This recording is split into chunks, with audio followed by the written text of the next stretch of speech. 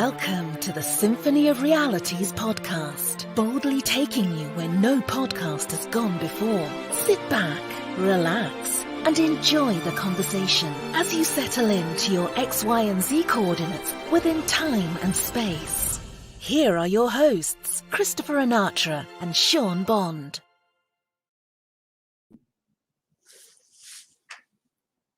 Sean, there you are. Hey, how's it going? See you. Good. It's been so long. It's been so long. We finally made it to episode 007. Yes. What will we be doing for this episode? We're kind of all over the place with this episode, but it'll be a fun one. We're going to be getting into Braveheart. We're going to have our review of the Eternals movie. We're going to talk about some new Mandela effects that have appeared, at least for me. And we'll see where else it goes. Okay, this sounds good. Yeah, we should have dedicated this episode to you, Sean. Sean Bond. You don't need to do that. Like James Bond. Oh, like 007. Yeah. yeah, sure. Anyone list some 007 Bond, Mandela Effects, and other things in the chat? Go for it. We'll see, we can tune into that. Yeah, because by the way, there's the one that a lot of people are familiar with about Dolly and Jaws, and I believe it was the James Bond film called Moonraker, where so many people remember Dolly having braces and falling in love with Jaws, and they had a special kiss and all that in the movie, and now her teeth are perfect. They're beautiful, no braces. What do you feel about that one, Sean? Yeah, like I've referenced that before. It doesn't make sense. There was a joke with it where like people with braces, like two people with metal jaw things going on, braces, whatever, fell in love, and so now it's kind of funny. When I first saw that, so then the next time I saw it, and it didn't have that. It didn't really have the same effect, so, and it kind of like freaked me out.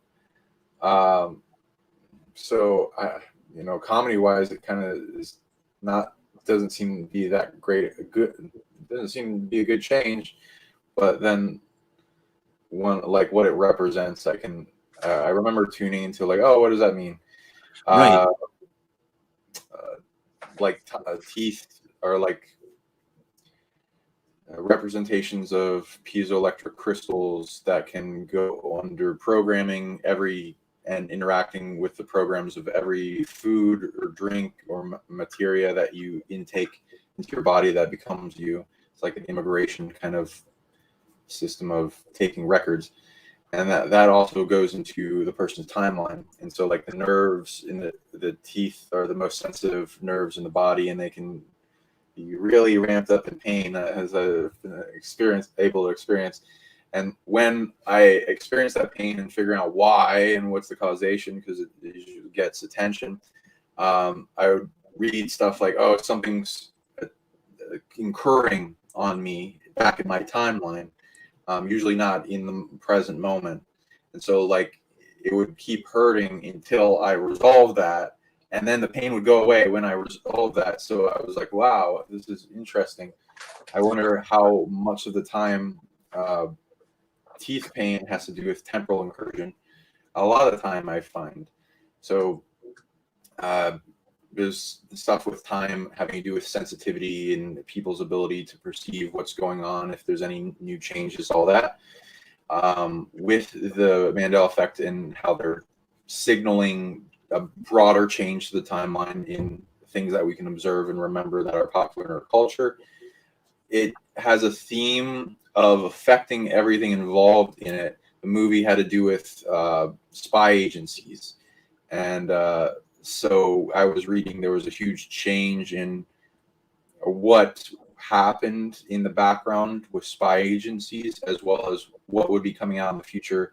And some of the secrets coming out, like more secrets. I saw some of the chess moves being played on what was the reason behind the Mandela effect. It seemed to be a good one, like good factions orienting it.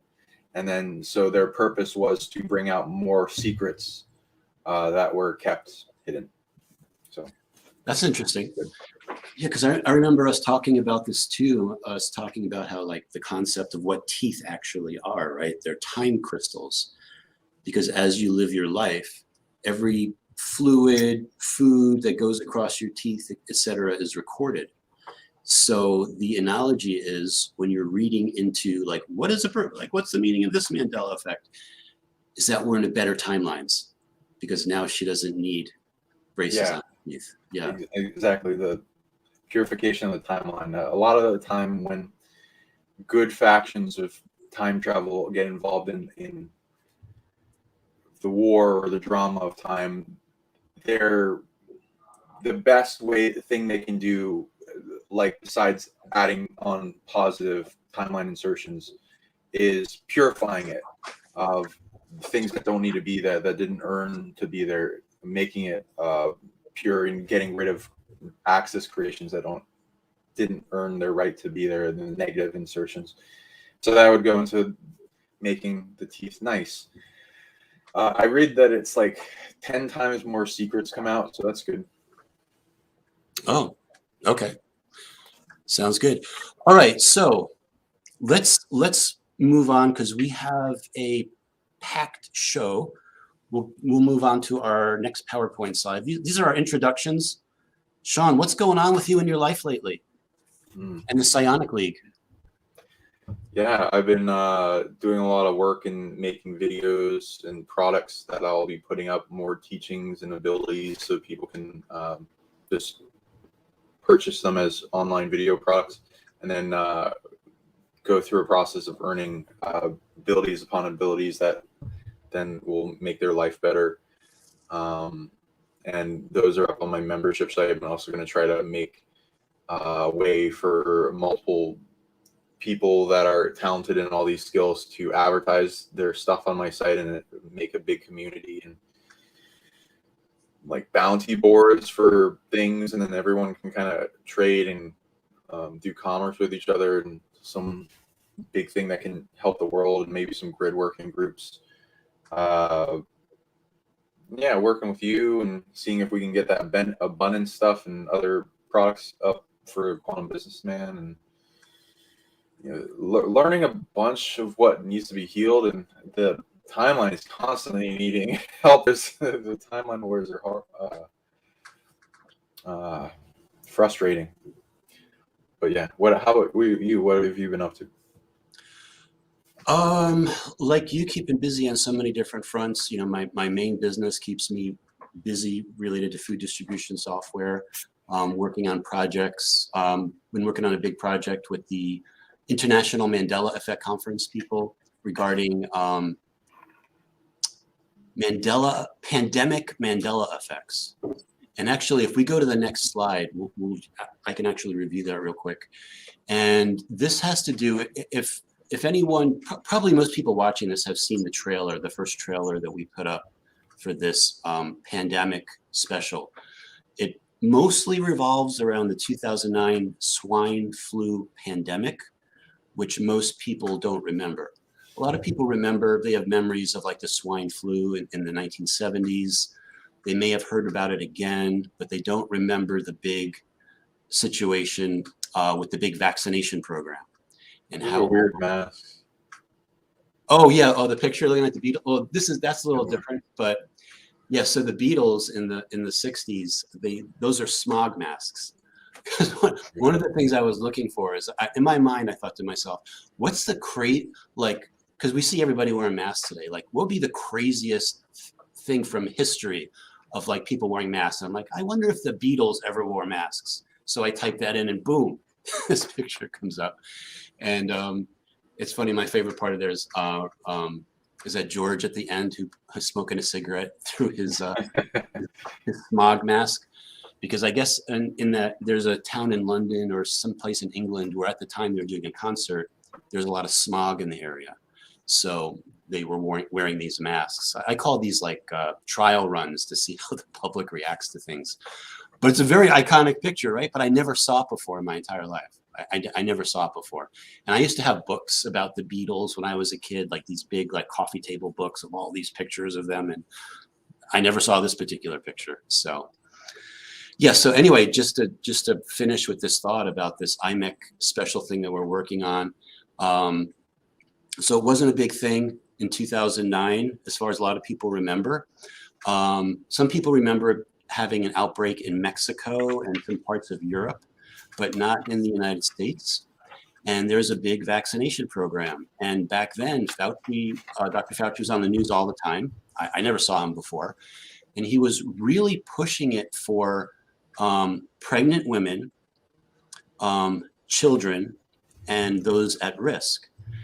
Now, at that time, my son, one of my sons was born on September 1st of 2009. That's when he was born. And this is when like they started to push the vaccines, and there was a big scare. And I remember going to like Lamaze classes outside of Yale Hospital, outside here in New Haven. This was never like, this is a complete timeline insertion, time travel situation. Like I know where I was at that time. I knew the economy was suffering. There was all kinds of stock market stuff going on. I don't remember this at all. So to me, this is really big. And I think a lot of people feel the same way. Some people do remember it though. Some people are like, oh my God, it's the sickest I ever was. You know, I'm so, you know, they got vaccinated. And then there's the whole thing about narcolepsy. So like it started to manifest about a year plus with all these children that were vaccinated. We're starting to come down with narcolepsy, which is the situation where you just fall asleep suddenly. And like all this stuff. So we talk about that, we get into this, and this is going to be something, we decided to put it on Patreon instead of regular YouTube, just to kind of get by some censorship, because, you know, it's a big hot topic about, you know, vaccinations and swine flus and this pandemic and that pandemic. You're not allowed to talk about anything you want anymore. No, you're not. You're How not. dare you? Yeah. How dare you express your opinion? Greta Thornberg voice. How dare you? So yeah, so that's one of the latest things that I'm working on. Next week also too, IMEC's doing a Thanksgiving special, which is going to be a lot of fun. We'll have a lot of Thanksgiving Mandela Effects, which I'm sure people will find interesting. So there you go. Yeah. Yeah, it's weird.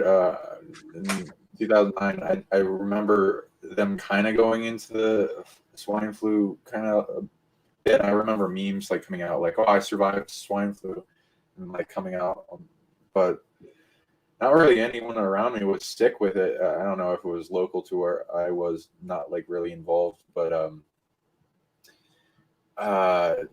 like it could be a Mandela, could be with the timeline shifting, because like I'll go into that in a bit, and that'll seem a lot more plausible after I talk about the time war.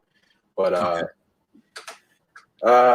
it could even be like, you know, how the government likes to manipulate history years in the future, and they're like, oh, it's always been that way. We've always had mandates. Oh, we've always had exactly right. And like, look, we've always had there. outbreaks. Yeah, everyone's always lining up for shots. Yeah, they may have like got some actors and played some things with the body bags that are light that someone can just like hold up and carry on their own. I've seen some weird stuff, manipulation. But whatever. Okay.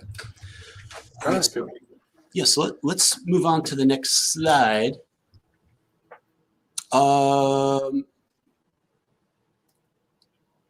then is the slide after this the Eternals, I believe? Yeah, okay. So, yeah, so let's talk about the Land of the Forgotten. So the Land of the Forgotten is something that we touched on in our second podcast when we did our first review of Marvel's Loki. And I think they called it The Void. And when you're pruned by the Time Variance Authority, it's someplace that you were sent to. And there now appears to be some activity going on with the land of the forgotten and the concept. And I'm wondering, Sean, is there anything how much are we allowed to say about this right now? You can talk about anything you want, except keep people from knowing about and warn them from entangling with the entanglement trap predators, which are predators. The more you entangle with them, the bigger they get, and the worse they get. And so the solution is detaching from them in unity until they stop existing in functional reality, and then get quarantined down into the land of the forgotten. It's like, if you saw that Merlin movie where you just don't pay attention to him, or there's I forget, Nightmare on Elm Street that also goes into it, like, oh, don't bring him up anymore, and make him forget. The more you talk about him, it brings them back, kind of thing. Gotcha. It's All like, right. oh, some of the things that need to be forgotten. Why? Because they have belief amplification that gives them power. Exactly. So, but there is good news, because there appears to be an incoming immigration. Oh yeah. You want to talk about that immigration that happened? Yeah. What was it with the solar storm? I think there was a lot going on 11/11. Yeah. So yeah. Outrageous. So how would you describe like immigration that's been happening from the land of the forgotten? Oh, so that 11/11 thing, like a whole bunch of light beings came in through the sun, and immigration was a lot. So that should help whatever's going on here with in the spirit world. With the immigration from the land of forgotten, it's so. Do you want to explain anything about it, and then I can go like deeper into it? Well, I think one of the takeaways that I get is that there are, like, to me, it's a very positive thing that beings and consciousness are able to be able to come back into reality. Like, they've been erased by the system, so to speak. Like the whole Loki thing. Every time he tried to make himself better, he was sent to the land of the forgotten. And it could be possible that a lot of us have copies or versions of ourselves there, etc., that are going through a process where they coming back into our solar system, going through a procedure to be, make sure that they qualify, and even coming back onto the earth plane one way or another.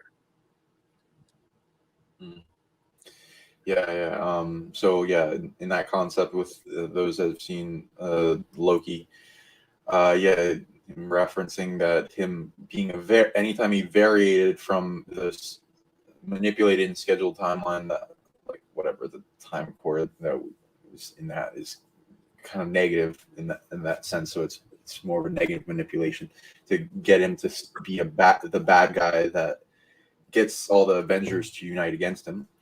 And then possibly some other negative reasons besides keeping the other versions of Kang at bay, which is weird. It doesn't exactly make sense. But whatever. Disney. Variants that don't agree with the timeline or make negative consequences or mess up the universe or all kinds of scenarios. Things that are bad. So the land in front will usually, I've mostly seen, it has multiple layers that will be involved in taking on beings that are being uncreated from other realms of reality and existence and universes that are being either ejected from their games, like you cheated in the Earth game, you're ejected, and if you're not allowed in any of the hell realms or any other place, then you go into void space. And if you can't handle void space, because there are also beings that abuse that and abuse the void mother and hack into it, then they get ejected into further deeper void planes of existence like the land of Forgotten, which will be like layers for the second death concept, where, oh, if you're so far bad, then you should be uncreated or destroyed. And even in like destruction, like energy doesn't like fully just go away. It goes into another kind of existence. And so there's like layers of how far gone they are, and they'll like go up that ladder or down, whatever way you want to perceive it, going back to being pushed back. But there'll usually also be big predators at that time that mess with a lot of things, are hacking into reality and stealing things they didn't earn. And stealing things they didn't earn usually goes into capturing beings that are powerful and have earned powerful technology to hack into the universe, like temporal mechanics, spatial mechanics, reality warping, portals, making things real, unreal, entanglement trap, parasitic vampirism, all kinds of like overpowered technologies, and then kind of devouring those beings of authority and then stealing it for themselves. And then so when they get uncreated, they take those beings with them. Though some of those beings are still functioning as an authority that's needed, or they want them to eventually come back. So there's like a filtering process to detach them from the predators and then bring them back into reality. So there's a graduation process, like a lava lamp, of like pushing the dark predators down into further and further depths of suffering, because that's the last teacher they choose, because they're not learning from love or any of the other things, and they're abusing it. So and trying to separate the good beings or fractured soul shards, parts and pieces that would eventually be put back together to then heal a being of authority that they stole their abilities from. And in that process, like some of the lowest levels, they're like where the biggest predators you'll ever hear about anywhere. They're the lowest levels, if you want to go into that definition of the land of Forgotten, are where the predators in them, in that place, top in how dangerous and dark, evil, and other ways you want to describe it. Any of the hell realms I've ever seen anywhere else, for any other plane in void space. So it's like where you put the darkest beings, and there it's kind of like 18th universe is similar in this multiverse, where they put cheaters in the game. So it's like those two places is like Godzilla battles fighting all the time, and it's like overpowered, and there's different rules, and it's kind of like you don't really quite die, but there can be kind of worse things than death. But a lot of the time these beings will like fight each other and try to devour each other, and in that point the authorities of the land of Forgotten will, when they're fighting each other, the purpose is to have them break apart soul shards that have been stolen, because these beings are like demons and stuff, are fractured beings. They are barely 1% of themselves. They can't create their own light. They lost their ability, so they have to steal it from others. So they then start stealing energy and soul parts and pieces from other beings, and then collect them together, and then that builds up their body of power, which is a composite being. Same thing with these big predators. They stole a lot of parts from people and beat all over the place.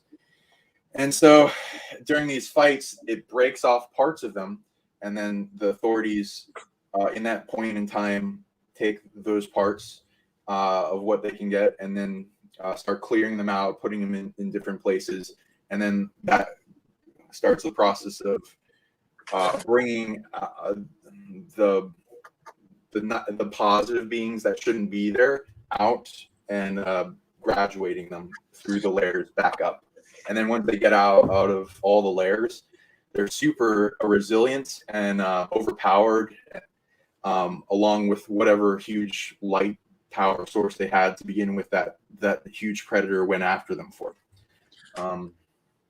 Gotcha. So the beings that come out of that are very overpowered and resilient, and they can't be uncreated.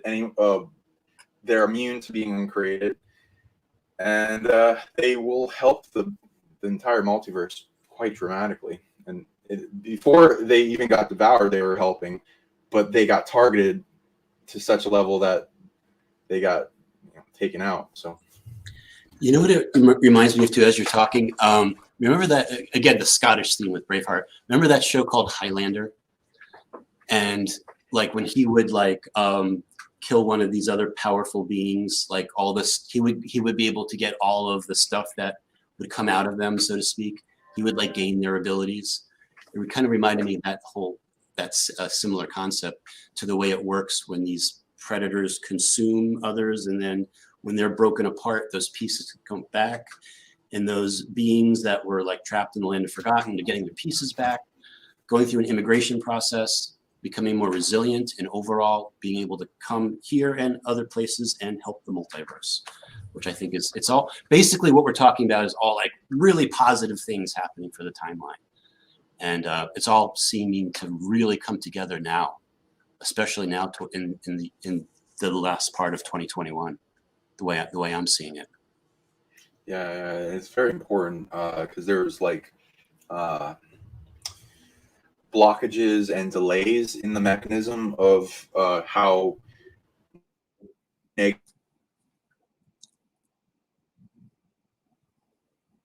think you're freezing up, Sean. At least on my computer, you're freezing up. Let's see if you come back. We'll give you 5.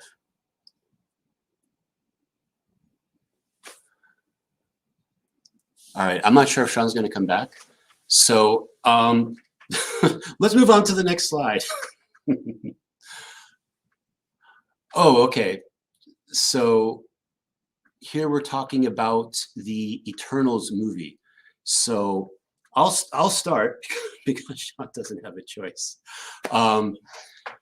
So able to see this movie the other week, and the way I felt about it, it was kind of unsatisfying. It reminded me of like Game of Thrones in a way where you don't want to get too attached to any characters because you might not really be sure of, if they're going to make it and what their real purposes are. So, and I also felt that if we didn't have the knowledge base to know what we know now about Eternals and Deviants and Celestials, etc., it wouldn't have made a lot of sense. So I don't know how a lot of people felt about that, but that was what I was getting from the movie. We'll see if Sean comes back to give us. I know there's a few things that he wanted to say.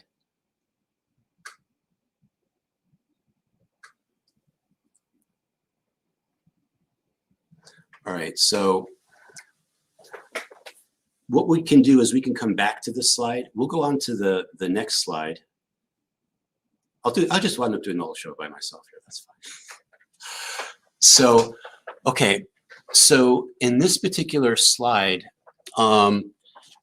there's been a lot of solar activity. And if you guys are like me, you watch the sun, you know how it affects the planet.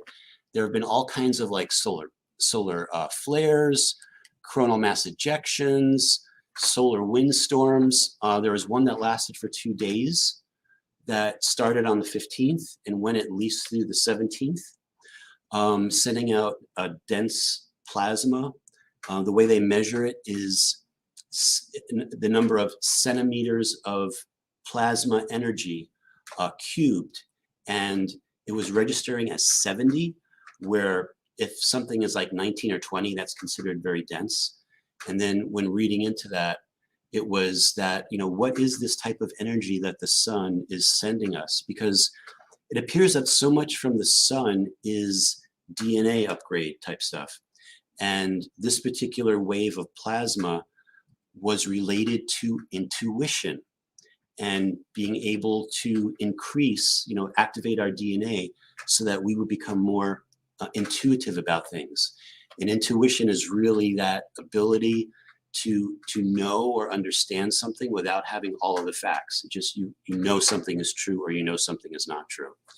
So when this happens also, I notice that there's big waves of Mandela effects.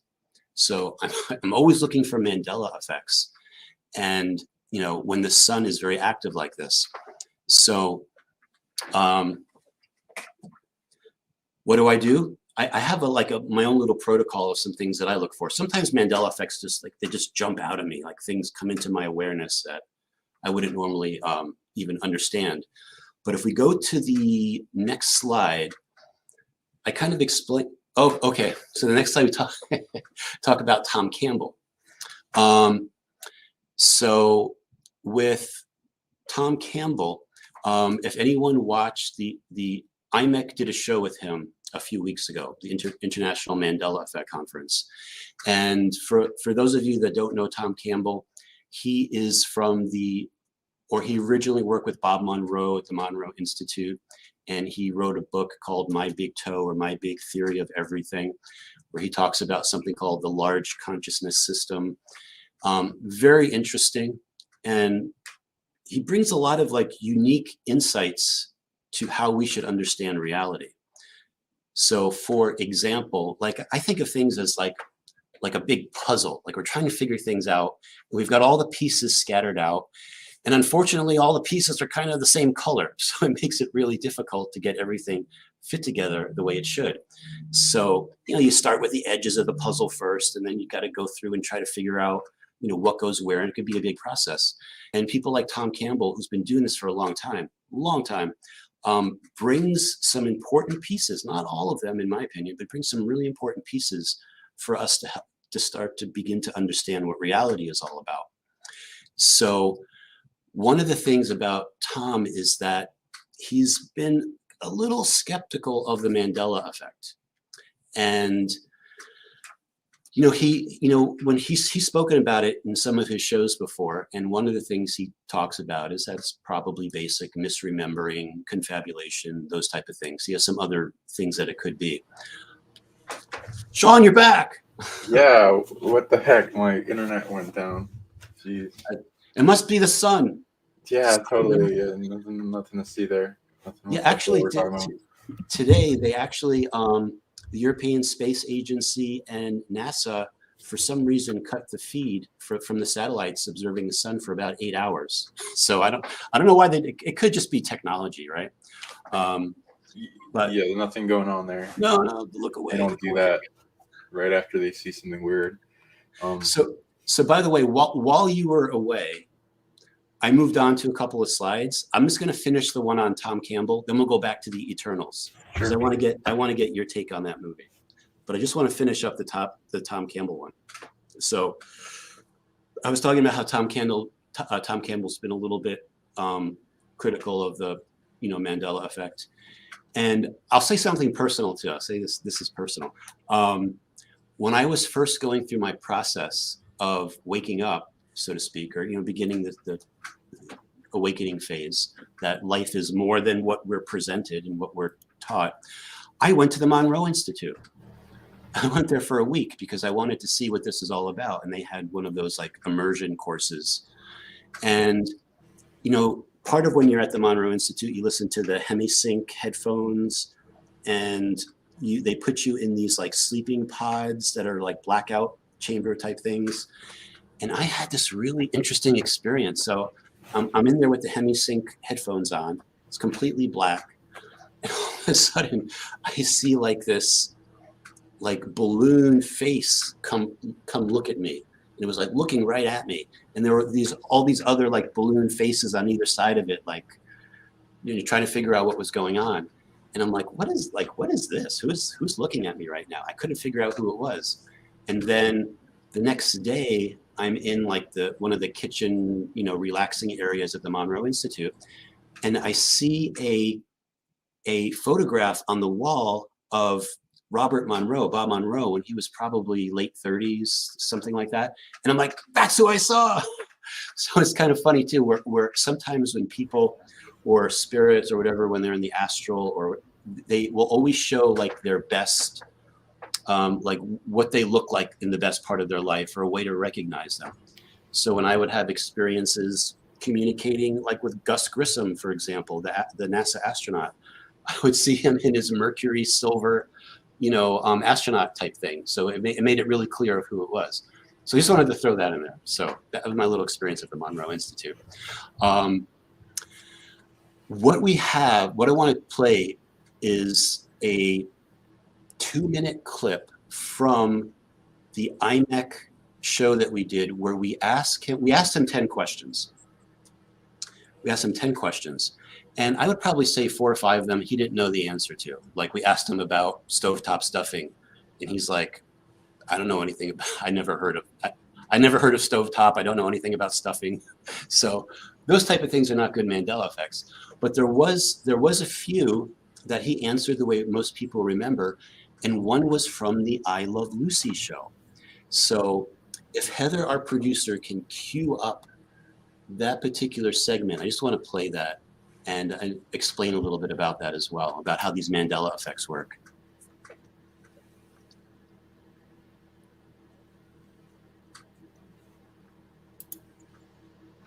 They weren't reruns. You watched the original episode. I watched many of the original episodes with my family, but that's back in the late 50s. So when Ricky would come into the house, he would yell something to Lucy when she was in trouble. Lucy, you got some. Do you remember that line, sir? Splaining to do.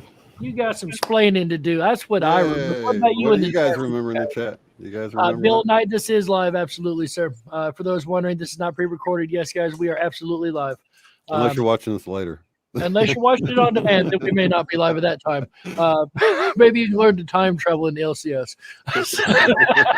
What is time? What is linear time? Next, the phrase "you got some splaining to do" was never spoken in that show, according to any history. I can't find anywhere where there's any clips of Ricky actually saying, "Lucy, you got some splaining to do." That's a good one. Yeah, it's one of those things that people remember. So it's like, how do you misremember something like a statement like that, right? Well, yeah. Maybe that's a carryover from another comedy that was out just a little later called The Honeymooners, where Jackie Gleason was Ralph Cramden, and I can't remember the other characters, but maybe he said it in that. Yeah, so it maybe got confused with a similar kind of comedy. That's weird, but I can't find any evidence. Like when you type into Google, "you got some splaining to do," if it was like the honeymooners, for instance, it would say, "Oh, you're looking for the honeymooners," or "you're looking for," it wasn't Lucy.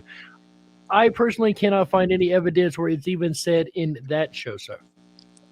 Oh, even in that show thing, yeah. And just the way he said it too, with that Hispanic accent, "You got some splaining to do." Right. And I just like remember it more. That so.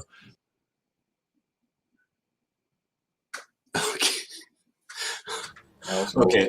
Yeah. So if anyone doesn't know, that's the IMEC crew. We got Jerry, Shane, and Cynthia. And so on that, I wanted to bring that one out because it's like Stouffer's stovetop stuffing. Like a lot of people remember Stouffer's stovetop stuffing, but it's a strange set of words to put together for something that's never existed. Like Stouffer's stovetop stuffing is like never existed, but people remember that in their head. Or the way he was able to answer, he knew right away. It was like, "You got some splaining to do." Like he knew that right away. But in his own mind, he tried to say, "Oh, that was probably from the honeymooners." So it just shows how people can, be able to try to like make sense out of something that at first doesn't make sense. Yeah. Like skeptical mind will explain it away.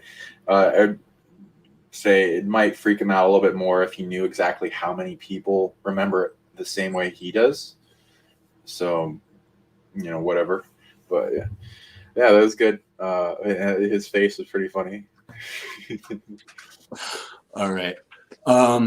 So Heather, if you go back to the Eternals one, the Eternals PowerPoint, Sean, I was telling everyone about how when I saw the Eternals movie, I wasn't like totally thrilled with it. Like on a scale of 1 to 10, I'd probably give it a yeah, me solid too. 4. Same, You know? same. Yeah, Same and for you? Okay. with you'd think scientists would get more behind the Mandela effect a little bit more because it explains quantum theory, but it's weird. I guess, you know, because the mainstream media doesn't want you to think there's anything weird or wrong or out of normal with your reality. So you know, that might be more in control of science than they like to admit to. Also, you know, they'll just think anything that is fringe is to be laughed at, which is the same people that held back Nikola Tesla, free energy, and flying cars and all the other stuff that you would have by now if you didn't have that. So thank you. Yeah. The Eternals, my God. Go ahead with your criticism. Yeah, I mean, my criticism is that, like, if we didn't know, like, what, you know, doing like research like about what Celestials are, Eternals are, Deviants are, blah blah blah, it would have been a movie that, I think for a lot of people, would have been hard to follow about like what was going on, and it was really hard for me to get attached to some of the characters because some of the ones that I thought were the good guys were not the good guys, and you know, their loyalties were in a spot that you wouldn't necessarily think their loyalty should go to, and etc. So yeah, that's putting it lightly. Right. Yeah. Do you have any other before I do my criticism? Oh my God. no, go ahead. I want to hear your critique. All right. So I like the comics. I like the Eternal concept because like Jack Kirby like goes into a lot of mythos, and he even went into like the charity of the gods concepts with the Anunnaki and used that in his writings for representation of it. And so he was like putting like Greek mythos together and all this other stuff that he heard esoterically. So it's like painting some soft disclosure pictures. So I like the graphics were good. The CGI, the fight scenes, when you saw them, though, they were not like throughout. It was mostly talking. The fight scenes were pretty good when they happened. And the coolest thing I think about it was the Celestials, the giant, the super giants, the Titans, whatever you want to call them. And definitely wanted to talk about that more. And I mean, these are cool, or go into the demigod mythos, and and you know, if you want to like get points for diversity, yeah, it also had that, though it didn't seem that necessary. And even like swapping characters for other characters.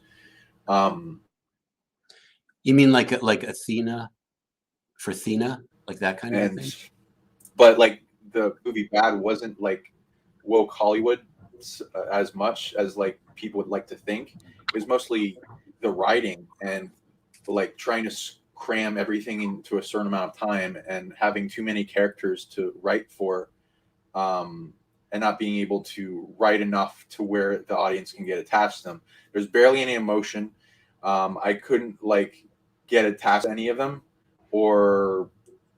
and the love scenes were just like awful, like with low amounts of wording script that didn't go. You couldn't go like, oh, that's beautiful or anything like that. It's like that. Why would you? It's kind of not. They just go right to kissing after saying I love you, and then there's no poetry or anything into why I should invest into this. And they killed off some of the kind of cool characters. So I was like, and then the morals were weird. And the whole, I don't know if I want to spoil the plot entirely, but you kind of question like if you should root for some these people to begin with, because their whole mission is kind of, if they went along with the mission, it would go in antithesis to the human experiment, which isn't actually what the comics go into. So it seems to be Disney's own spin on it. Like the Celestials, they'll go into, they're like born from planets and stuff, but the comics don't reference ever having a Celestial born from a planet that's already inhabited, like vastly by high sentience. They're usually like born from planets that aren't garden worlds. If you wanted to even go into the concept of the super titans, and the possible existence for those. Did you say garden worlds? Yeah, garden worlds that will hold life on the surface and in it. Okay. It doesn't. It's like they said, oh, we need the population to be fueling and feeding the Celestial that's being birthed in the center of the planet. That didn't happen in the comics, and that also kind of goes against what happened in Guardians of the Galaxy 2 with Ego, like he also wanting to feed off the planet, which is like, I guess he didn't even know about the Celestial, which is weird since you'd think they'd be able to sense that. But whatever, writing. Yeah. So I don't know if we want to give any more like plot spoilage here, but it was an interesting movie. Like I said, I give it a 4 out of 10. You probably close for you. What how many stars did you give it out of 10, Sean? Yeah, 4, 3 or something. I mean, if they had more time, maybe, and but I'd rather see them with emotion. The wokeness didn't really negate the rating or anything, so it's like whatever. They kind of did that okay. Yeah, that's fine. Yeah, I highly recommend the trailer though. The trailer seemed to be that was a good trailer. So, all right, so let's move on from the Eternals. And I talked about the sun a little bit, what's going on with that. And then we talked about Tom Campbell. And then this slide is about like, how do you spot new Mandela effects? Oh, and, but like, go ahead. So I didn't know you were like going on to another slide. You want me to finish up on the Celestial thing? Oh, I didn't know you had more. Go ahead. All right. So I was like looking when I first found out about this in the comics. I was like looking. Oh, are these things possibly exist, like super titans and stuff? I mean, we got a lot of evidence for giants. We might go into that for a show, and then there's like categories of this. So there's at least for sure evidence of 10-foot tall humanoid like giants or giant Githkis and all this other stuff in the fossil records, and stuff that's covered up by the Smithsonian because it goes against their agenda, and all the other hominids like Homo florensis, the Hobbit, and Homo capensis, and all the other things. But there's talk about these titans that are even bigger, like ones that are like 72-foot tall ones and even bigger. That goes into the mythos of like Kronos and Uranus and going farther back. So that like where I'd say to start. And then is there something that's like big like a planet concept?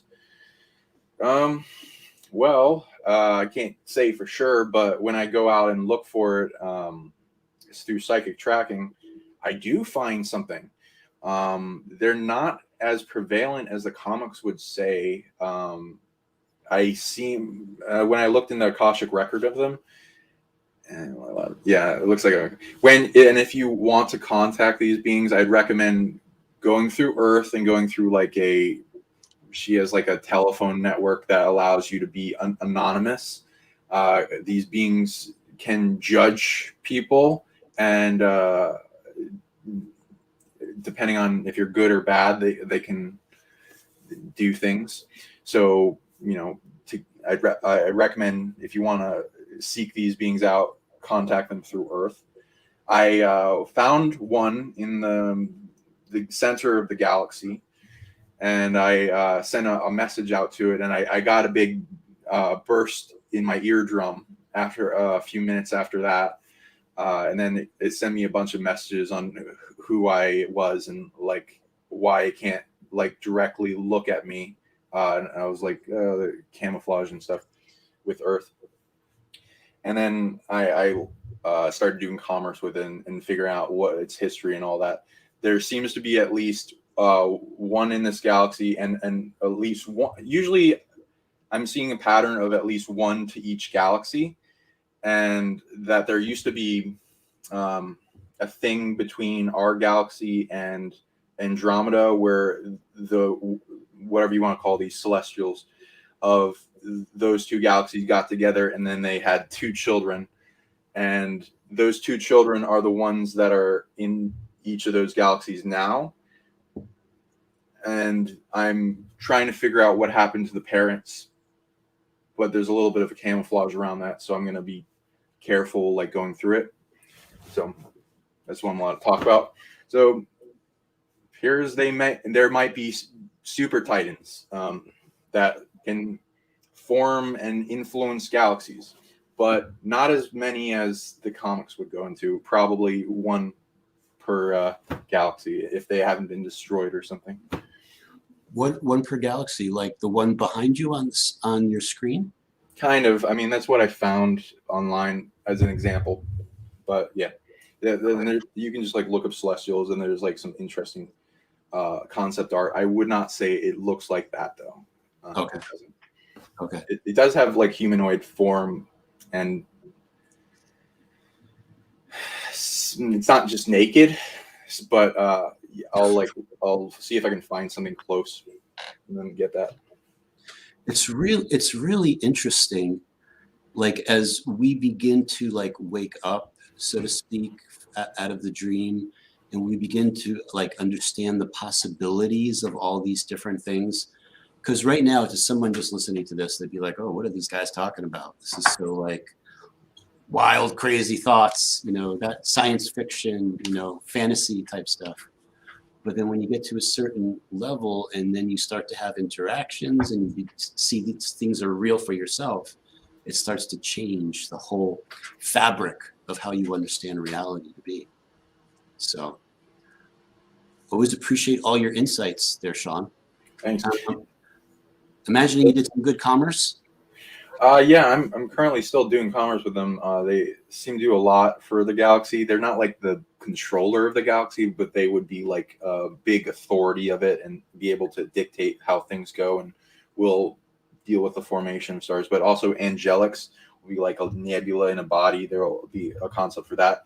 I'm also seeing a possibility, but if like some of these weren't destroyed, there'd be a concept of like ascension for them, where they would step into another form that's like kind of beyond big. It's like bigger, but like not as physical to us in perception, like higher dimensions, all that. Okay. And I'm seeing that like as a graduation point. And you can also like, oh, what is it done and how it's created and what it's influenced, and DNA seeds, like our energetic light body imprints into genetics that are programmed, like how Guardians of the Galaxy goes into, hey, Peter Quill was human plus celestial DNA. And like, oh, does that exist? Can somebody have the DNA seed of a planet? Okay.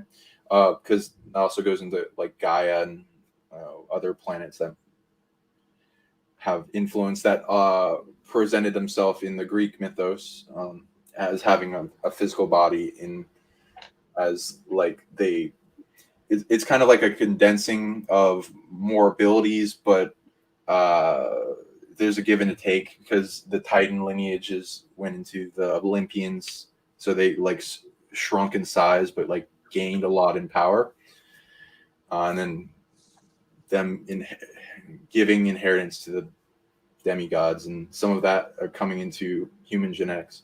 A lot of that might in the Titans connection and be to the Celestials, and the planets in our solar system would also be influencing because they have step down forms in a lot of those Greek Olympian gods.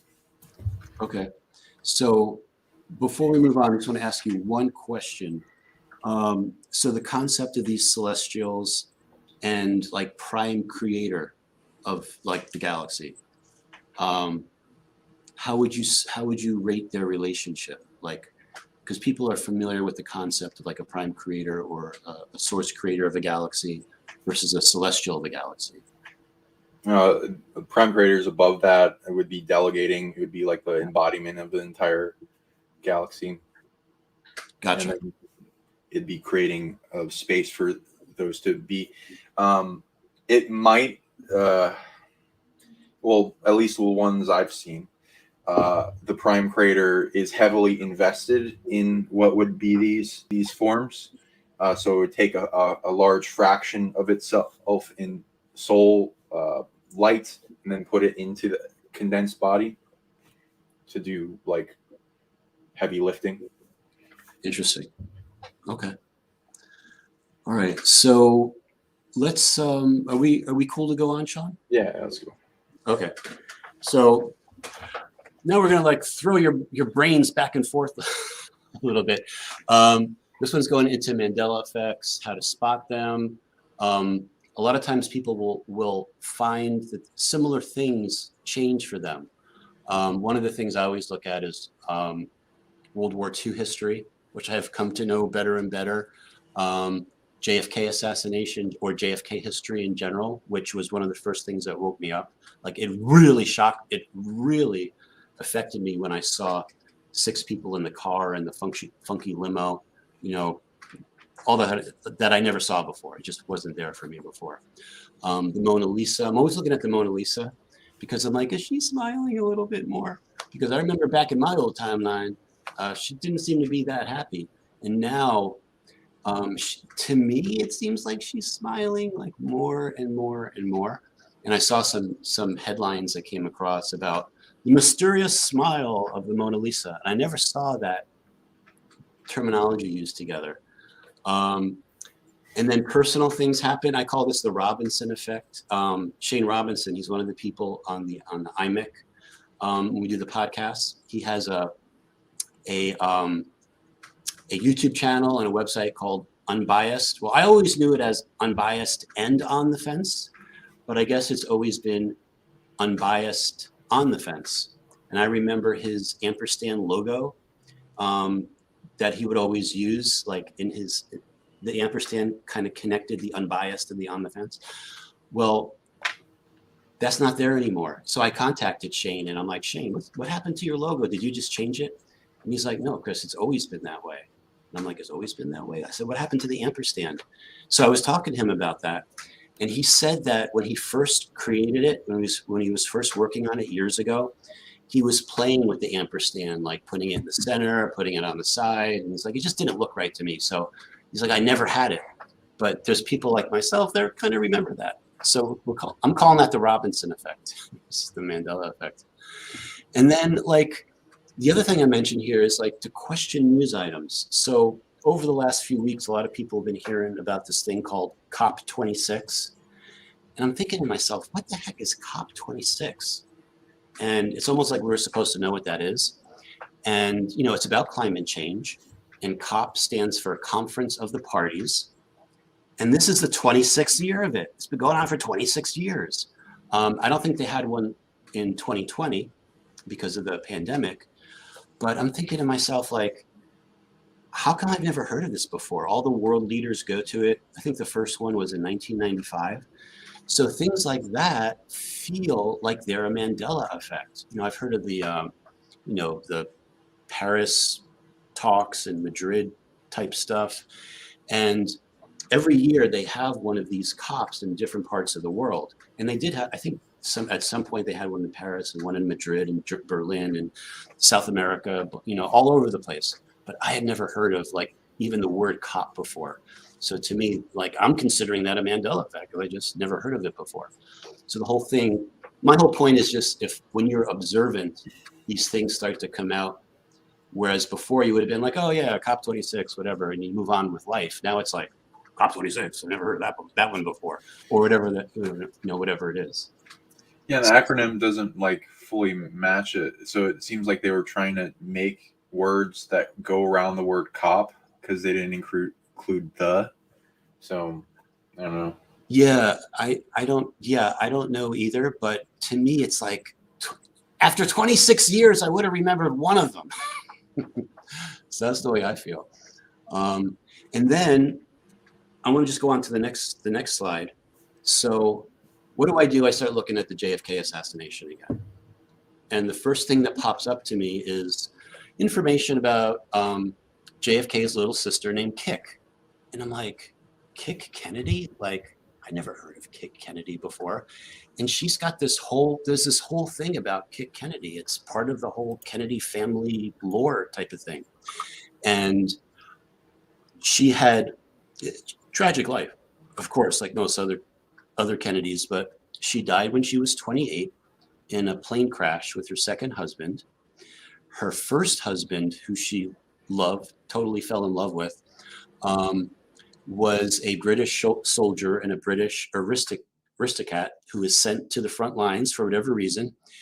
And then it was like, I think within 3 months of their marriage, he was shot through the heart by a German sniper during World War II. Like a really sad story.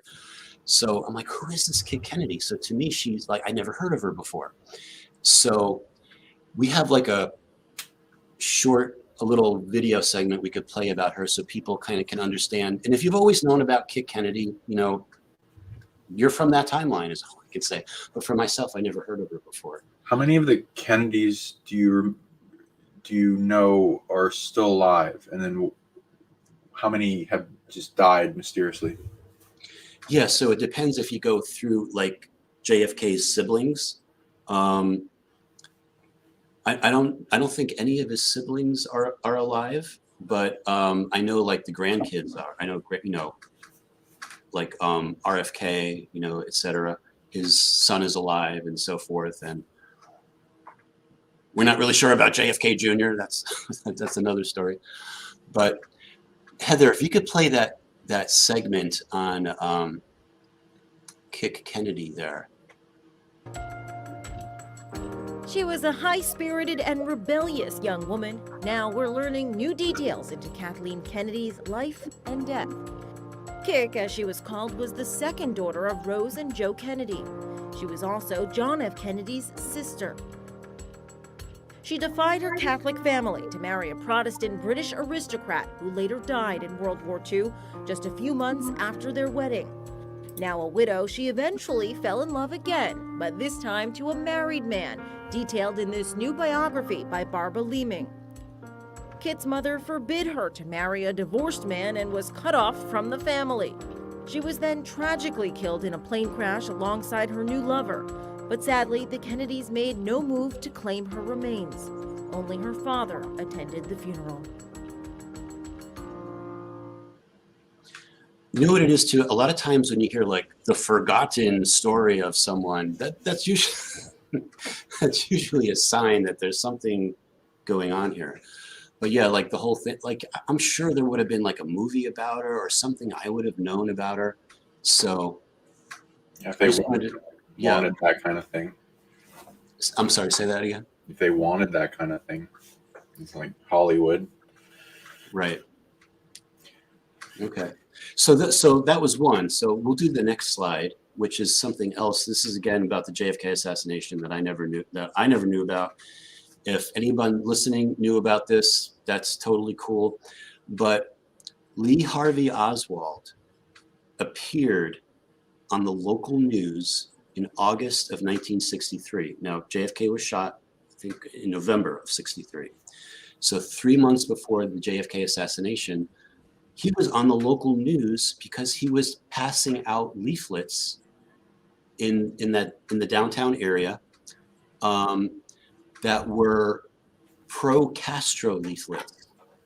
It's really like an interesting thing. It's like I never knew that he was like on the local news. And to me, it's if someone was looking for someone to be like what you would call the perfect patsy, like this setup, this guy probably stood out like a sore thumb. So Heather, if you could also play the video we have here about Lee Harvey Oswald being on the local news. I was driving to work one morning, and I saw a man who was passing out handbills in front of the International Trade Mart, and I got to the office at Channel 6, and Bern Rotman, I believe, was the Simon editor then, and he said there was this guy down there passing out handbills, fair play for Cuba, and I said, yeah, that must have been the guy I saw. So we covered him on TV, and then we brought him into the station, and all of us chatted with him briefly, and Bill Slatter did the interview with Oswald. But are you a Marxist? I think you did admit on an earlier radio interview that you consider yourself a Marxist. Well, I would very definitely say that I am a Marxist. That is correct. But that does not mean, however, that I'm a communist. Kind of an innocuous little man, you know, unprepossessing fellow who didn't really impress any of us very much, but very serious about himself. He seemed to lack of sense of humor, you know, and take himself very seriously. That film was almost lost by the time Kennedy was assassinated, and we learned the name of Oswald. It was what we call almost a throwaway can, because we had a limited amount of space of how much film we could save, and we saved what we thought was viable interviews or still films or whatever we had of different people, and Oswald wasn't scheduled to be saved. He was just going to be another place. But at the time Kennedy was assassinated, we all realized we had, I think everybody hit everybody at one time. We notified New York, and New York reversed the lines, and we sent film up there instead of them filming down here. And I would say within a half hour, it was broadcast over the whole United States. Yeah, so this is really interesting. Like, they're just like so many details that I thought that I knew about it from being like younger and looking into it and so forth. I don't ever remember this kind of a news footage. All the stuff is about Jack Ruby I had never heard about before. Jack Ruby's the one that he was the nightclub owner, actually a strip club owner, that seemed to have ties to Lyndon Johnson and whatever is going on with that. And, you know, it goes deep and deep and deep. And so the way I see it is that if someone looks at all of the evidence, like it's overwhelming that there is much more involved in the Warren Commission revealed, much more. I almost call this like we're in a timeline of like exposing the governments. And I'm not just singling out our government, but all governments. So like a type of timeline where we should be more skeptical of what the government tells us. And when you look at everything that happened, like it's overwhelming that there is a whole lot more involved than what we were told, and it goes deep. And it gets kind of like, when I was going through some of the Akashic Record stuff with this, it kind of gets a little bit like disturbing. Like I had to stop looking at things because I'm like it just like you start to see disturbing things. So these type of Mandela effects came out at me like right away, and then I'm like, okay, what's new in World War II? So we go on to the next slide. And Sean, I don't know if you want to interject anything. Yeah, I'd like to say something. Like when that guy says he's a Marxist but not a communist, I don't know if that's true. It's like, can you really be a Marxist but not a communist? If you read his manifesto, and Lenin will talk about like, oh, the roads of socialism always leads to communism, and it's like that's the goal. And even if they don't want to admit it, then they'll like put it under different titles. There's like good and bad aspects to communism. I'm not just like saying it's all bad or anything, but the mostly bad aspect of it is like manipulating people to believe in a ideal that we all want to get to, which is like not having to pay to live, but like somehow being forced to pay taxes so we're still paying. It's a lot of hypocrisy, but in order to get that point, you have to get rid of the parasites and the things that are dominating and controlling us, and then making all our tax money go to things that we don't want. And not until they present a scenario of how to do that, then it's all using people gullibly to whatever they want to call it.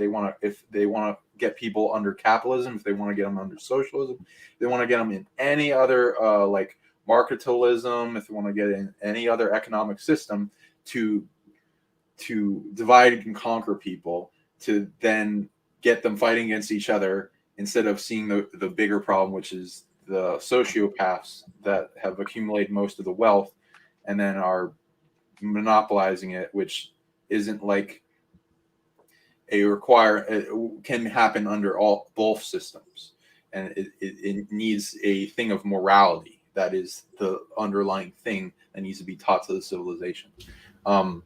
Then with the JFK thing, there's a timeline war going on. That and 9/11 are some of the biggest wounds in like recent periods in time. That if the goal, if you were a positive influencer of the timeline to make things go better, your goal would be to purify the timeline for JFK, so he has things go his way more so than not. And then the negative forces are constantly hammering with stolen time travel influence in usually consciousness, but sometimes it's physical, and then going back to that point and then corrupting it and attaching things onto him and manipulating what happens back then. And a lot of new Mandela effects start spurring from the constant back and forth, because even if somebody cleared it, the next day it might be re-corrupted again, because they want to maintain that corruption, because then they'd go into control. And how many of the different theories have you heard of what were the cause about it, without saying you adhere to any particular, so we don't get in trouble? Yeah, and the thing is, there are so many, and the way I see it, I mean, I got to be honest, I remember 3 people in the car. If I go back to my original memory, I was kind of surprised when I saw it with 4 people in the car, in the limo, but it was still a limo, and I'm like, oh, the third, there's someone sitting next to the driver now. So I remember that, but I think that when you start to look into it more and more, you see that there's a hairball, right? And all these events happened, and chess moves and counter chess moves. I believe there's actually a timeline where the Zapruder film didn't exist.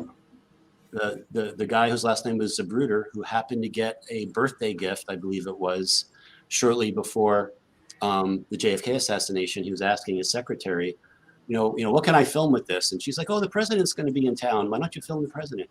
So I see the actual timeline insertion of having it documented, so that people can actually see what was happening and they can start to form their own opinions.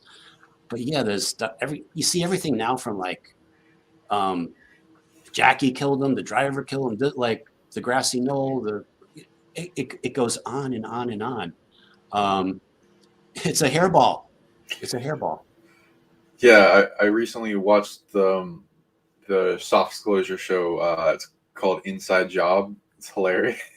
The first episode kind of pissed me off because it was like, you know, they have to like, it seems like they're doing a thing of Sean, we should do real, Sean. Yeah, we should.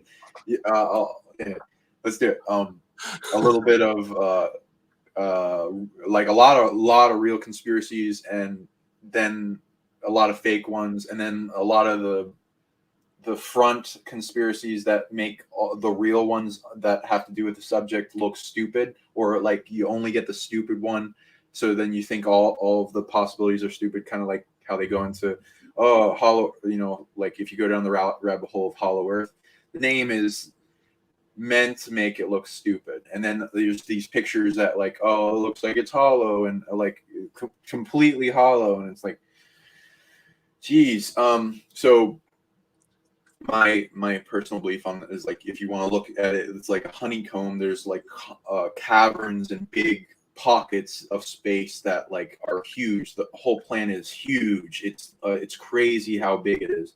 And there's stories of people going down there and then not seeing the top or the ceiling, and it going like really big expanse and having its own ecosystem and clouds and an artificial sun that like is above an obelisk or a pyramid or like floating.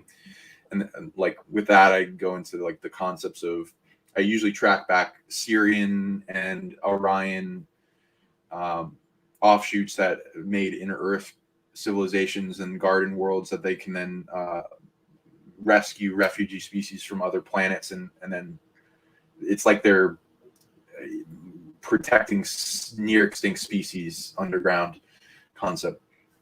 Yeah, there are a lot of those. So it's not hollow, but like there's a lot of different caverns and spaces. There's even like in mainstream media, they'll go into, there's an ocean, a huge ocean underneath China, and there's a bunch of tunnel systems that like have rivers that flow into our ocean from it. Yeah, and for someone that doesn't know, that show that you referenced, is that like, what network is that on? It's like a cartoon. It's on Netflix. Inside Job. Netflix. Inside Job. Okay. Yeah, and it will come out with more seasons. It's so I thought it was stupid in the first episode because they were kind of making it sound silly and stuff. But after a few episodes, I kind of like, oh yeah, based on how many things they reference, it's hilarious. And I wrote them all down so we can go into them in the show and all that.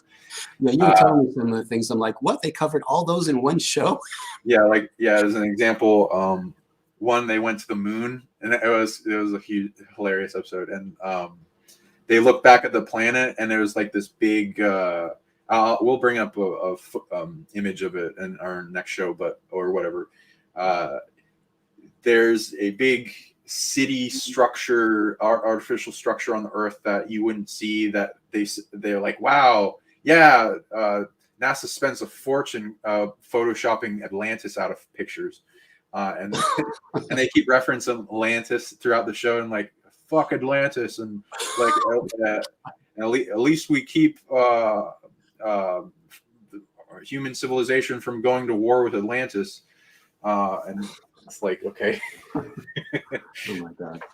So in that show, like, Atlantis is still around. So I mean that kind of some soft disclosure stuff. When I read it, most of previous Atlantis is still around in some ways, like leapfrogging through time. Some are in islands that have teleported. Some are in deep underground caverns and the civilizations that branch off of that. Some of it has been destroyed. Some gone off planet. And then we're kind of the progenitors of a lot of it, and forming new Atlantis with the concept of American colony with the phoenix and the American eagle symbology. Gotcha. Right. Okay.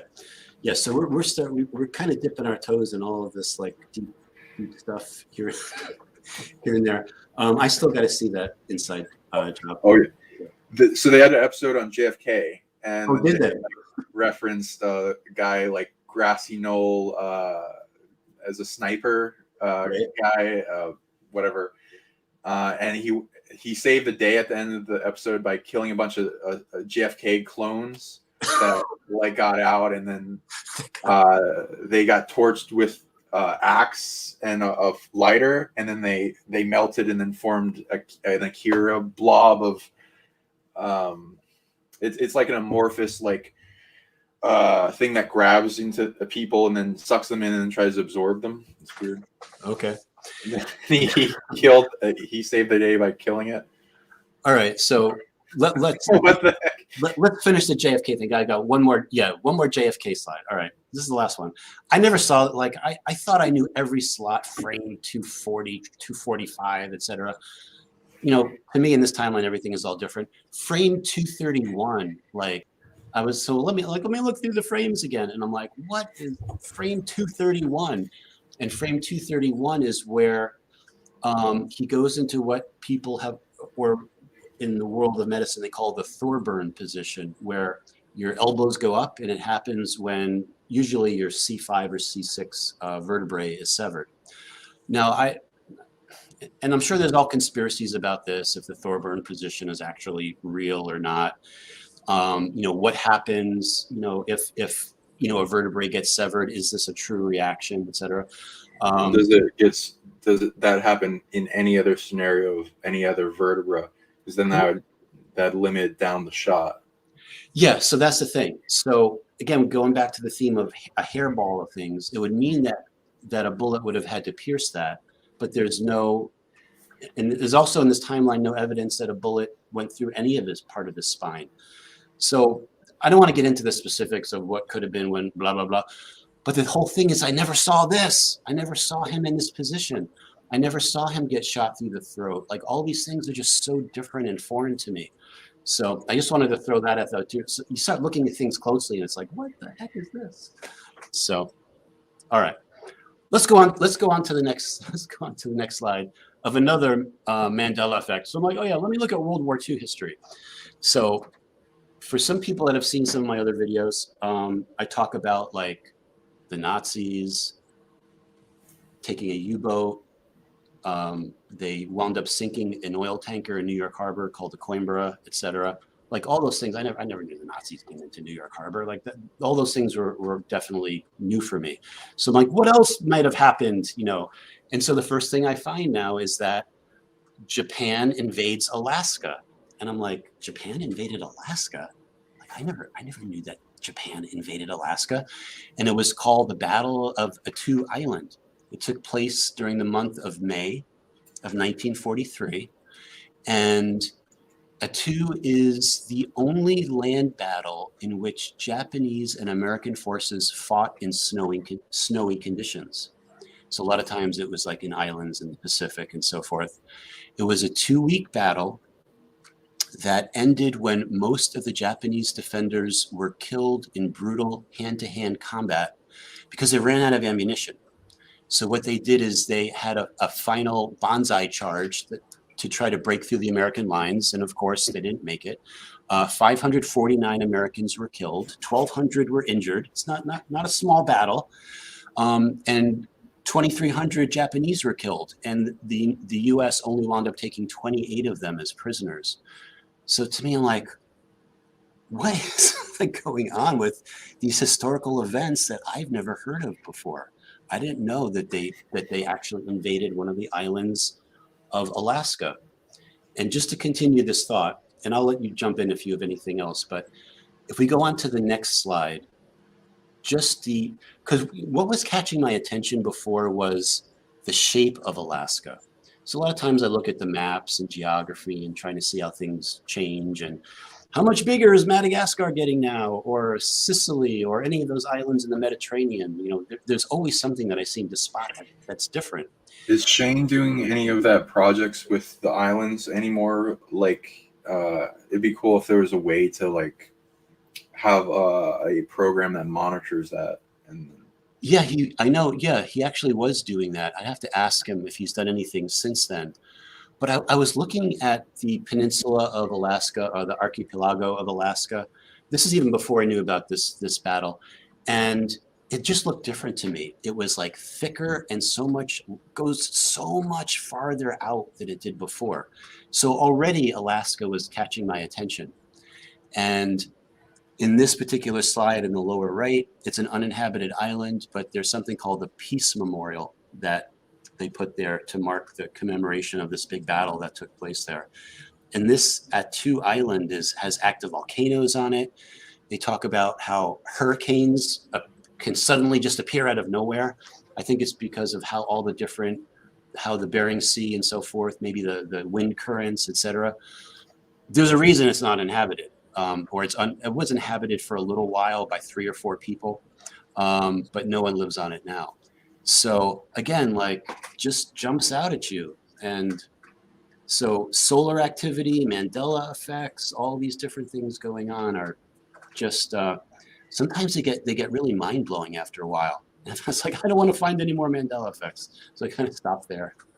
Yeah, and with the and if you can bring up that map again, like this is a really important work. What like Shane was able to prove in his presentation. If you're able to link that in the comments later or whatever. Being able to keep track of new islands that come into existence on the timeline is super valuable and important and like dramatic. And it mind-blowing to me when I saw his presentation, because I was like tuning into like that way before his presentation of like, oh, there might be new islands coming back into existence. So, and like we've kind of gone over that previously, like, and where are they coming from, why, and how. Where I'd see that into is various purposes. So like the scientific way of like how volcanoes form things, that takes a long period of time. So it wouldn't be like that. There being the concept of hidden islands, ones that can teleport, like in Lost, that had technology put on them in Atlantis in times. Ones that are like on actual things like in mythos, like Chinese mythos, there's the Ea, like Ao, which is like a giant turtle, that island concept that, or a mountain that like has a whole city on its back. There being versions of that I've tuned into and had many visions and dreams and representations that bring me to, hey, they look like they exist. And then they're moving around so they can't just get found easily. And then the invisible, or ones that have like storm patterns generated around them, or camouflage, kind of like with Wonder Woman. Right. Besides those, ones that are actually Mandela affected into the timeline. Okay, where are they coming from? Well, there's various methods I have seen. One's like having to do with the uncreational events of the Atlantis fall, and how when Atlantis was going through a catastrophe, a lot of beings before the catastrophe got warning about it and found out it was inevitable, and the only way, and they really were attached to their civilization, so they wanted to figure out a way to move it out of the drama field zone. So they found out a way to either move it, camouflage it, or teleport it. And some of the teleportation, they tried on various things with success, but there's rules with teleporting an entire continent and civilization. So I find Earth has a thing with that where it will be out of phase until it quarantine resolves a bunch of things that it's got going on in the timeline, to where she allows it back in the timeline, where it doesn't mess with the human experiment that we got going on, and then it earns in moral code and resolves any negative predators in the continent, and then it can be allowed back in. And then as long as it's one of the rare ones that it's allowed back in now, or in the past, a little bit in the past from current today, then it will have to be hidden and not come back until after periods of disclosure. Then it can more interact with the world, because we still have to do an experimental process of getting humans to take their power back from giving them away to external sources, and then learning that and having that permeate through our genetic and ancestral lineage, to not being enslaved anymore. Then, so a lot of islands are coming back through that. Some were flung into void space through uncreation, through the uncreational process, because they had like dark things gripping onto them, and they weren't allowed to just instantly come back into reality. So some of those are being cleared and resolved, and then are allowed back in. As well as there's a weird commerce system with different planets, where it's, if you imagine the celestial mind of a planet in its conscious state, like, oh, I want to make a world that can house all these experiences, get these goals taken care of, and then allow for many different creations. It needs space to hold those. So there's contracts for the landmass and what it is and how it was formed. What's the consciousness involved in that? And usually a lot of times here, a lot of continents and landmasses and islands here didn't have their first test run here. They tried it somewhere else, like another planet with a plane of reality. And so that consciousness that's good at something, like if it's good at birthing spirits, or if it's good at creating something, it's good at magic, if it's good at whatever, that will be like Earth, like, oh, I need that skill set. Who's good at that? And it will put out a job application kind of thing, and then look for the being that's good at holding that space, and then can really maintain it with all the crap and drama and overpowered predators that are here, that are amnesia in human body or whatever. And they'll get them to bilocate energetically and then form their existence here, either a copy of what they had there, or it changed around a little bit. Or it might even just be a mountain that existed on another realm and they wanted it to also exist here.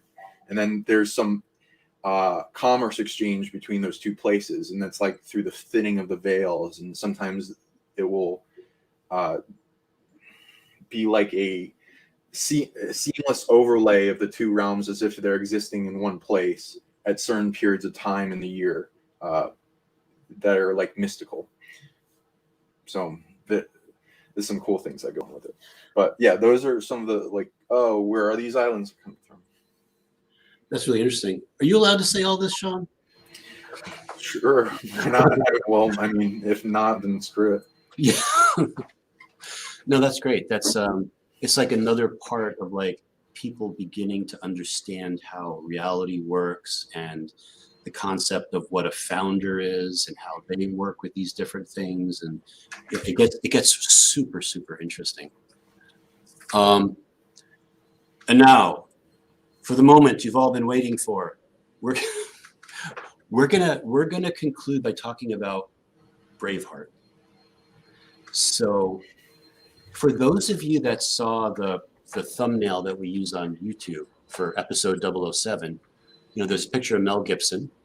Not this particular picture, but there's a picture on there, and you might have looked at it and thought to yourself, that doesn't quite look the way I remember the Braveheart movie being, with the way he wore the face paint. So one of the things that I first wanted to put out there was that to myself, and people can share what they remember, but I remember his face being painted blue and white. So right now his face is blue with like a strip of like nothing on it, and it's been kind of funny for me because I've been looking at images online of Braveheart with his face paint, and I've been noticing like some seem to be like he had white face paint, and I look at them again and it's like it's like the white is disappearing. It's almost like the face paint he's starting to become unmasked. So now, Sean, I don't know if that's a Mandela effect for you or not, but what do you remember about his face paint, from what you remember? You asked me that previously, and I guess I got it wrong because I remember blue and red. And like, I'm a little weird about looking at this because like maybe it's my eyes, or maybe he's just really tan, but kind of looks like it's red right now to me. Maybe the tint of my TV at the time was different, and maybe like whatever, but he might just be very tan. And but I think I said blue, white, and red or whatever, and I don't know because I guess it represents the Scottish flag. But yeah, the Scottish flag, the Saltire. It's white. It's white and blue. So one of the things that I try to do is when you go back and you try to find out, if this is a Mandela effect, sometimes you look at costumes and stuff like that. And I was going back and I was looking at people that were giving like face painting tutorials about how to paint your face like Braveheart. And a lot of them had just the blue and they kept it, they didn't do the white. And then there are some that show the white face paint. So I wanted to like, just to give people like something to look at. We'll play like a short clip of this lady that was giving like a little Braveheart painting instruction. I don't think this is more than a minute, but Heather, if you could find that one. The white's still wet a little bit. It'll give it a little more highlighting, a little more shadow.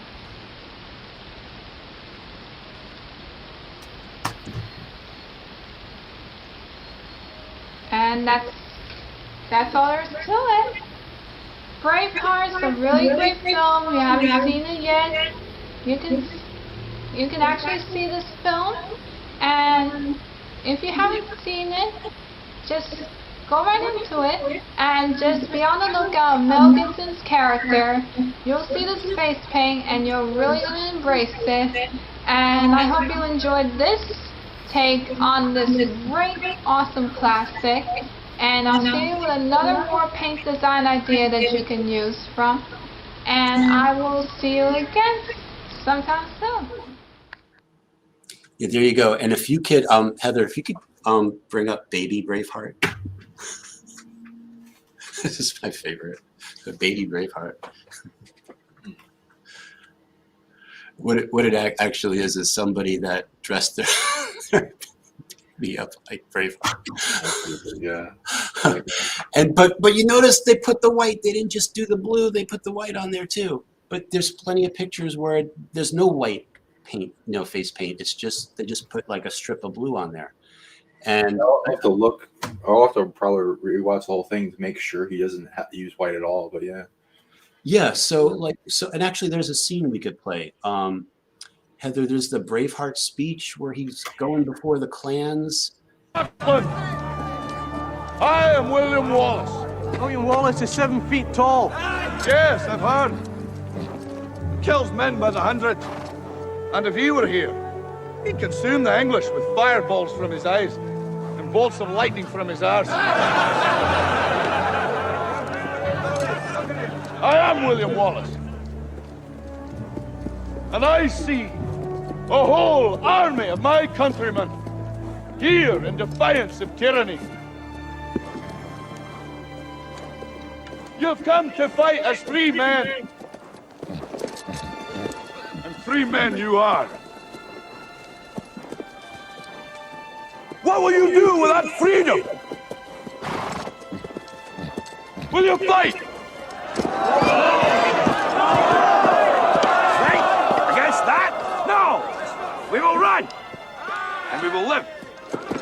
Aye. Fight and you may die. Run and you'll live. At least a while. And dying in your beds many years from now, would you be willing to trade all the days from this day to that for one chance, just one chance, to come back here and tell our enemies that they may take our lives, but they'll never take our freedom!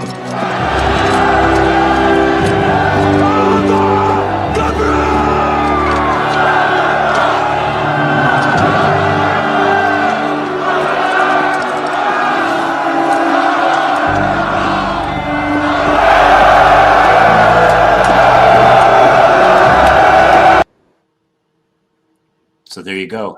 There you go, William Wallace. And doesn't like what he's talking about in the spirit of William Wallace and what that stood for, to me, it kind of applies to our day. Oh, yeah. What's going on here throughout the world? And with that Mandela effect, I'd say that goes along with what looks like before and after purification of the timeline of Mel Gibson, which will there's a lot of people that will have different opinions of him. My personal one that goes into, okay, he had some weird leak audio and things with his ex and all that, but and some anti-Semitic comments that he also apologized for, and I think he's going into explaining he more meant it for the Rothschilds, which he's now making a documentary about, like exposing the Rothschilds and the banking cartel, which I see as a good thing. I have a lot of Jewish friends, and I love ancient Jewish mysticism and Kabbalah and all that, but the Rothschild Jew, they're not really Jewish. They're like fake, pretending let's hold up Jews as a shield to protect us kind of thing. And they're fairly evil. And they got a lot of negative stuff going on. So he also made, he's known for making the Patriot, A Passion of the Christ, this movie, Conspiracy Theory. Oh, I wonder what's in that. I forgot about that. Yeah, right. So, like, it seems to be better in a timeline for him as well. If like all goes well with the Rothschild movie, that should expose a lot of secrets from the Rothschilds and the banking cartels, which would change the timeline dramatically. So wonderful. Yeah, so I think we see this like pattern of like we're in the middle of the face paint coming off, or at least part of it. Because I think a lot of people do remember the blue and the white. It kind of throws you off when you see just the blue. And yeah, so there's definitely something changing with his timeline, with the timeline of William Wallace and how William Wallace changed timelines. It's all about showing like bravery and standing up for your rights and looking beyond the moment, right? Looking beyond like what you can do at this moment to try to survive. And so many people are having to make choices about big things about their health, versus do they have an income? How do they put food on the table for their families, etc. So I really like this whole like Braveheart theme, because I think all of us in one way or another are going to have to show our bravery. Yeah. And there's a comment that I heard recently on there's like a Joe Rogan podcast thing. He went to tyranny is not a conspiracy theory at this point that we're living. It's never been in history a conspiracy. It just seems to be put into that veil because the people that are doing the tyranny don't want you to believe it. It's like purposely obfuscated, but it's absolutely not a theory. It happens all the time, and we have to constantly look for what it's planning on doing and to stop that. And yeah, I don't know how much time else you wanted, but we could like go into comments or timeline war stuff or whatever. Yeah, I think I definitely want to save like that for the next show. I'm fascinated by some of these comets that are coming up. I just heard about one that's supposed to be approaching, could be a magnitude 4, which means it would be visible to the naked eye without a telescope. I believe it'd be around 12/12, December 12th. There's another comet that's coming. They're calling it sometime next year. They're calling it the Blue Kachina comet, which is a bright blue that's going to be approaching Earth sometime next year. I have to look that up. A lot of prophecies. Yeah, exactly. Yeah, the Hopi prophecies, etc. So there's really no lack of content. And even when we start talking about one thing, it leads to another. I talked about the island of the two, and then got into islands and Mandela effects and geography and bringing islands into our reality and so forth, and the islands that skip throughout time and or shroud themselves in weather events and those type of things, like from Wonder Woman, etc.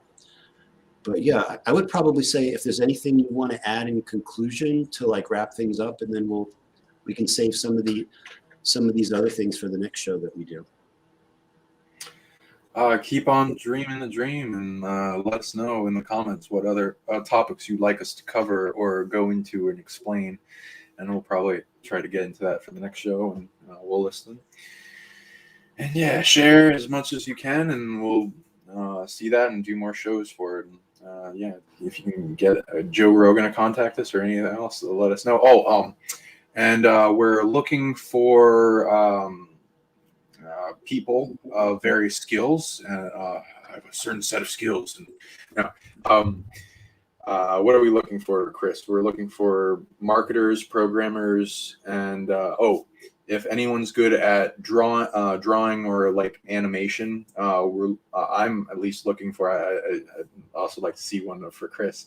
We'll pay for like avatars, like drawn up in different facial expressions and reactions and all that kind of stuff, so that we can use those for later.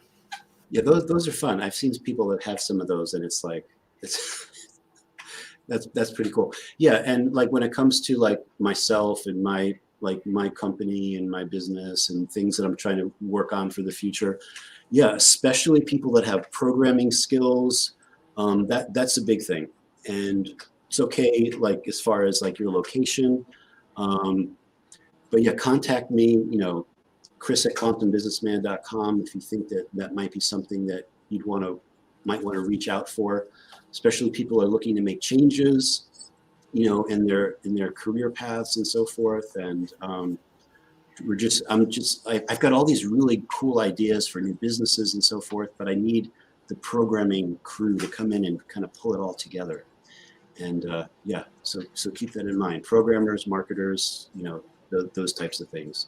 And people that have open minds, that like enjoy this type of stuff and wouldn't mind like dealing with someone like me to talk about these types of concepts and ideas, and you as well, Sean. So yeah, and if anyone wants us to advertise for them, let us know, and depending on what it is. Yeah, we can contact us. You can contact me as well on quantumbusinessman.com, or I'm also at PsionicLeague@gmail.com, and on my PsionicLeague site. And we can up the show. Yeah, and if you're not sure, like I don't know if I could work for this guy. It doesn't seem to be like my skill set may not be what he's looking for. Feel free to send me your resume. You never know. I might see something on there and be like, oh my God, that's what I'm looking for. Yeah. There'll be rare skills we don't know we want until we hear it. So let us know. Exactly. We'll eventually want to form like a community of everyone working together. So to bring some really cool stuff to the planet. Absolutely. Sean. All right, everybody. Thank you so much for watching episode 007, and we'll be back soon with another episode. And definitely put your ideas for other things for shows in the comment section below, and we'll take a look at that and see what we can do. All right, everybody. Have a good one. Take care.